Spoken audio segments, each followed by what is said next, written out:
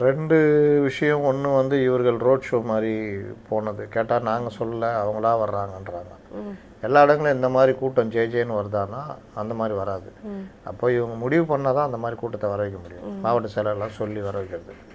2வது காவல்துறையும் எனக்கு என்னென்னு இந்த மாதிரி விவகாரங்களை ஏதாவது ஆகட்டும், நம்மளுக்கு என்ன இருக்குது, கட்டுப்படுத்த முடியல, அப்படி ஏதாவது சொல்லிக்கலாம் அப்படின்ற மாதிரி வழக்கம் போட்டுடுறாங்க.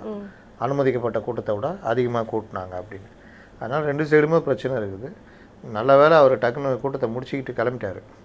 அடுத்த கூட்டம்லாம் போயிருந்தாருன்னா பெரிய இதே மாதிரி தான் நடந்திருக்கும். உண்மையிலே அவங்க சொல்கிற மாதிரி நெரிசல், அந்த மாதிரி பகல் வேலை, வெயில், பல விஷயங்கள். அதனால் அவர் அந்த இது கரூர் சம்பவம் பார்த்ததுனால பயந்து போய் கிளம்பிட்டார். மாடி மேலே ஏறி நிற்கிறாங்க.